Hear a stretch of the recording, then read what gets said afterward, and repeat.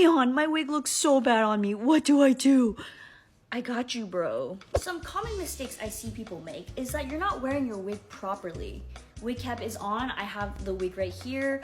This is the inside of the wig, right? So this front part, I typically line up 4 fingers above my eyebrows because we want a 4-head, not a 5-head. I'm sorry. Anyway, so these flaps right here would line up with your ears.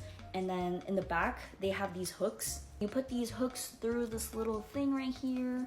And then the other side too. This is just to tighten the wig to your head. If the wig is already too tight on you, you don't even need to do the hooks, man. It's not worth getting the migraine. Okay, wig is on. I look crazy right now because this is a brand new wig and it hasn't been styled yet. But you know, 4 fingers over here.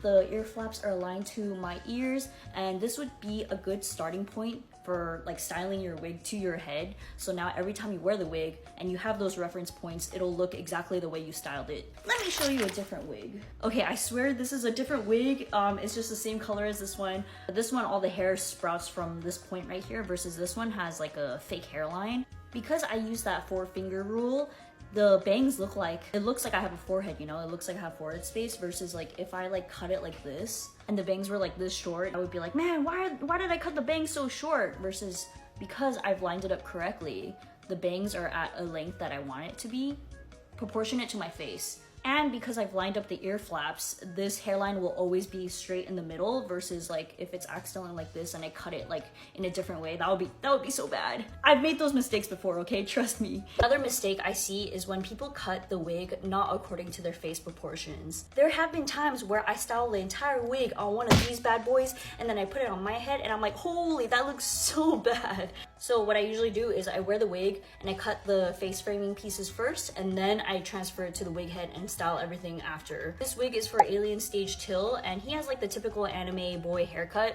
So, you know, I've lined up the 4 here and the ears and then I've sectioned these 3 pieces so I know where to cut. For the bangs, I usually know that I like the length to be right around the center of my nose bridge. I feel like after a lot of trial and error, you kind of know where you like your bangs to be. I feel like this is a good length. Any shorter, I feel like it'll look weird.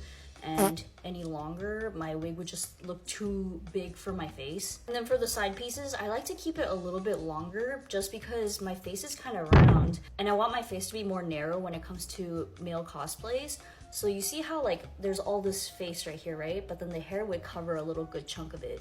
So it gives an illusion of a more narrow face. I like cutting my sideburns like right above my cheekbone. So like right about here.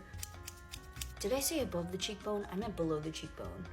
So I cut it like this. Man, I'm just a liar. Now that the bangs and the face framing pieces are cut to my face, then I could put it on the wig head. Remember that just because the wig is styled nicely on the wig head doesn't mean that it's gonna look good on your head. I did my usual routine with this wig and here it is styled. Sorry for the jump scare. I ended up cost testing. This is what the wig looks like on. One thing you can do is you could take a glue stick or lash glue and just glue the sides of your hair, because you know how it just kind of sits like this? It looks more stylized. Just a little tiny detail. Ta-da! I hope that was helpful.